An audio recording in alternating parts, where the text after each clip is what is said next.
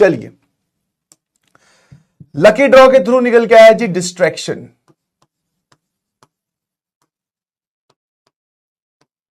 ठीक है, आज इस पे बात कर लेते हैं। सबसे पहली चीज, सबको होता है, यस,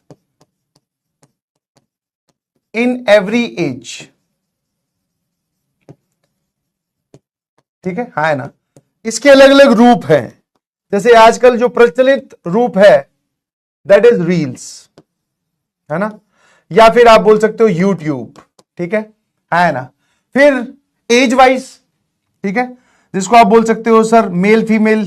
ठीक है ना, वही आप बोल सकते हो, मतलब अट्रैक्शन जिसको आप बोल सकते हैं, अट्रैक्शंस बिकम डिस्ट्रैक्शन। ठीक है, एंड और क्या है, गेम्स वगैरह।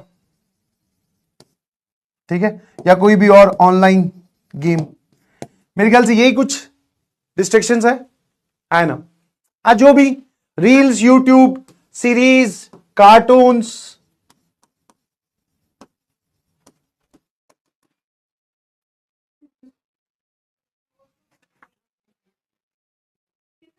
है ना। ठीक है, तो ये कुछ मेजर, हाँ, इनकॉग्निटो, बिल्कुल सही, समझ गया तुम किस एरिया में, डायरेक्शन में जा रहे हो, इनकॉग्निटो मोड। ठीक है ना। Now these are the major distractions. अगर मैं कोई बोलूं कि देयर इज, जैसे मान लो कोई आपको एक सवाल दिया गया मैथ्स का, तो उस पर एक फॉर्मूला लग रहा होता है जो सटीक आपको आंसर तक पहुंचाएगा।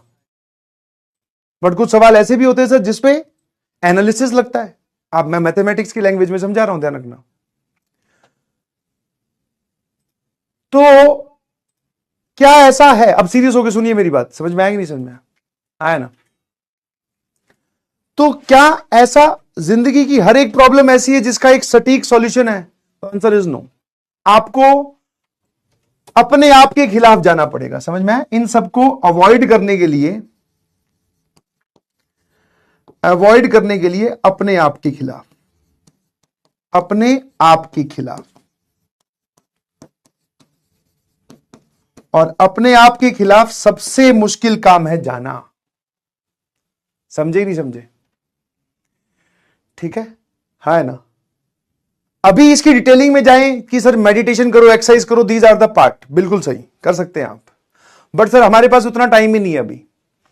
तो बेसिकली फिर आप सर क्या कर सकते हो, जिस चीज का अगर कोई शॉर्ट कोई तरीका नहीं है, तो फिर हम क्या कर सकते हैं, जिन लोगों ने ऐसा किया उनसे बात कर सकते हैं। मैं आपको एक बहुत बढ़िया एग्जांपल बताता हूं, ठीक है, मेरी बात ध्यान सुनिएगा प्लीज, 5 मिनट जरूर लूंगा। जब मैं जयपुर में पढ़ाता था, तो उसी टाइम पीरियड पे मेरा जो भाई है छोटा, वो जयपुर में किसी इंजीनियरिंग कॉलेज में पढ़ता था, प्राइवेट इंजीनियरिंग कॉलेज में। ठीक है ना। तो मैंने जयपुर में जाके रूम ले लिया, जयपुर शहर के अंदर, मेरी कोचिंग के बगल में, और उसका कॉलेज थोड़ा आउटस्कर्ट्स में था, बाहर की तरफ पड़ता था। तो उसको पता था कि मेरा भाई, रियल ब्रदर, सगा भाई, बड़ा भाई आ चुका है। तो वो सैटरडे संडे को कई बार मिलने आ जाता था, क्योंकि उसकी हॉस्टल की फीस ऑलरेडी पेड थी, तो वो अपने हॉस्टल में रहता था। फिर जैसे ही उसका वो 3rd ईयर कंप्लीट हुआ, फाइनल ईयर में फिर वो मेरे साथ शिफ्ट हो गया। बट जब वो मिलने कभी कभी आता था, ध्यान सुनना, तो उसके साथ उसका एक दोस्त आता था कॉलेज का। ठीक है ना। और वो दोस्त निहायत ही मोटा था। एक तो होता है मोटा हेल्दी, एक होता है बहुत मोटा, मतलब जिसको थोड़ी प्रॉब्लम होगी आगे चलकर, ये बात उसको भी पता थी। ठीक है, और गड़बड़ होने वाली है सिचुएशन, ये बात उसको पता थी। तो ऐसे ही वो एक दिन मिलने आया, तो मैंने भी बोल दिया, दोस्त ही है, छोटे भाई का दोस्त है, तो मैंने बोल दिया, मैं कहा यार थोड़ा वजन ज्यादा है। उस टाइम पे मैं पतला हुआ करता था, तो मैं कहा थोड़ा वजन ज्यादा, तेरे को दिक्कत नहीं होती? वो बोलता हाँ भैया दिक्कत होती है। मैं कहा फिर इसका कुछ इलाज कर। मैंने वही जो एक बड़े का काम होता है, ज्ञान देना, मैंने ज्ञान पेल दिया। तो वो बोला कि कुछ नहीं बोला बेचारा, क्या बोलता, मैं उसके बड़े भाई का, मैं सॉरी दोस्त का बड़ा भाई हूं। तो कुछ नहीं, वो लोग चले गए अपने हॉस्टल चले गए। फिर वो छोटा भाई जो है वो आता गया, सैटरडे संडे को मिलने आता था, या फिर रुक जाता था मेरे पास ही। काफी दिनों तक उसका वो दोस्त नहीं आया, है ना। और मैं वो भूल भी गया था कि उसका कोई दोस्त है बहुत मोटा सा, क्योंकि मुझे उसके दोस्तों से क्या करना है। जब वो फाइनल ईयर में आया, फाइनल के मिड में, मतलब मेरे से मुलाकात होने के करीब करीब 4-5-6 महीने बाद, 5 महीने पकड़ के चलो, वो अब की बार फिर आया, क्योंकि अब वो भाई मेरे साथ ही शिफ्ट हो गया था, तो वो उससे मिलने आया था हॉस्टल से। भाई मेरे साथ शिफ्ट हो गया था, बाइक लेके अपने कॉलेज जाता था वापस, मैं और दोनों भाई एक ही कमरे में रहा करते थे। तो उसका दोस्त उसके पास मिलने आया या पता नहीं पढ़ने आया, कुछ लेने आया, तो मैं उसको पहचान ही नहीं पाया, है ना। फिर उसने, छोटे भाई ने बताया कि ये वही लड़का है जिसको आपने बोला था कि वजन कम कर। और अब की बार मान लो अगर वो पहले 100 किलो पे था, तो वो करीबन करीबन अपने आप का 20-25 किलो वजन कम कर चुका था। अब ये एक मेहनत वाला काम है। मैंने उसके आराम से बैठा के पूछा, मैं कहा भाई ये कैसे किया, कहां से आई मोटिवेशन? वो बोलता है भैया एक बहुत ही फनी इंसिडेंट है। मैं कहा बता। बोले जिस जिम में मैं जाता था ना भैया, बोले जिम तो मैंने चालू कर रखी थी बट रेगुलर नहीं था, कभी चला गया, एक हफ्ते चला गया, 2 हफ्ते नहीं गया, बाहर का कभी खा लिया कभी नहीं खाया, मतलब एक अनइवन सा शेड्यूल था, जैसे आप अपनी पढ़ाई में करते हैं। कभी इच्छा हुई तो बहुत पढ़ लिए, कभी डिमोटिवेशन आने लगा तो स्कूल का भी काम नहीं कर रहे हैं, कोचिंग का भी नहीं कर रहे हैं। तो उसने बोला यही चलता रहता था भैया। मैं बहुत बढ़िया। फिर मैं कहा यार वो फनी इंसिडेंट क्या है? बोले उसके पास है ना तब ये डिजिटल वेइंग मशीन चालू चालू हुई हुई होती, या फिर नई नई आई होंगी आप बोल सकते हैं। बोले उसके पास एक डिजिटल वेइंग मशीन थी।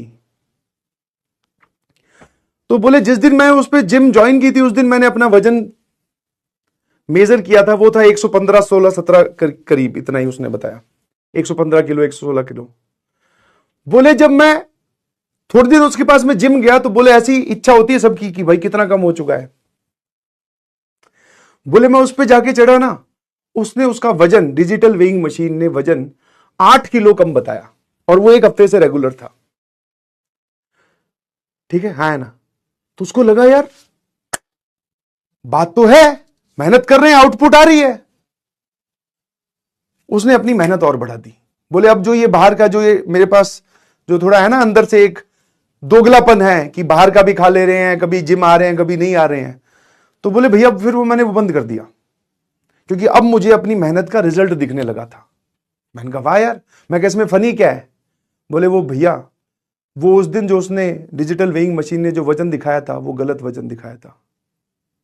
मेरा वजन उतना ही था, कुछ कम हुआ नहीं था, बट उसने 8 किलो कम दिखाया किसी एरर की वजह से।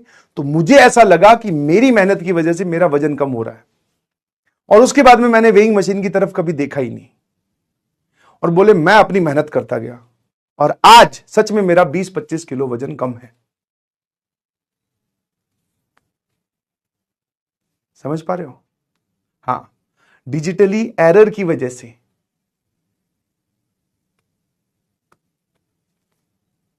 क्या सीखे इस कहानी से? कि अगर मैं आप सभी लोगों को बता दूं, मैं आप सभी लोगों को बता दूं कि आईआईटीएन बनने के बाद में आपके घर पे क्या माहौल होगा, आप कैसा फील करेंगे, आपकी जिंदगी में क्या उत्साह होगा, वो डिजिटल वेइंग मशीन गलत एरर दिखाकर मैं आपको बता दूं, तो आज से ही आप ये सब छोड़ देंगे अपने आप। किसी चीज की जरूरत नहीं पड़ेगी, ना किसी दवाई की, ना किसी मोटिवेशन की, ना किसी और एक्सटर्नल फैक्टर की, खुद छोड़ के भागोगे देखना। बोले सर ये बहुत जोरदार चीज है, ये कहां लगे हुए हैं इनमें? आई अंडरस्टैंड, मजा आता है इसमें, बट सर जो आप हमें दिखा पा रहे हैं, जो आप हमें प्रोजेक्ट करवा पा रहे हैं, उसमें तो खेल ही अलग है। तो बस वो दिक्कत सिर्फ इतनी सी है कि हमारे पास में एक ऐसा आईना नहीं है जो हमें यह दिखा सके कि अगर मैं कॉन्टिन्यूअसली सारी डिस्ट्रैक्शंस को अवॉइड करते हुए अगर मैं मेहनत करता रहूं, तो जिस दिन रिजल्ट आएगा, जिस दिन आईआईटीएन बनेंगे, उस दिन क्या फील होगा, वो अगर हमें अभी कोई दिखा दे बैठे बैठे यहीं पर ही, तो आप सब छोड़ दोगे। दिस इज माई गारंटी, है ना। तो बस अब इतना सा आपको मोटिवेशन चाहिए, इतना सा अपनी विल पावर स्ट्रांग करनी पड़ेगी कि वो सीन आप खुद इमेजिन कीजिए, और इन सब चीजों को छोड़ दीजिए प्लीज। और जितने लोगों से मैंने पूछा है, एक ही तरीका होता है, पता नहीं एक दिन उनके क्या सनक चढ़ती है, बस इनमें सारी चीजें छोड़ देते हैं। और अंदर से आपको विल पावर बहुत स्ट्रांग करनी पड़ेगी, अपने आप के खिलाफ जाना पड़ेगा। ठीक है ना? क्या मेरी बात समझ गए?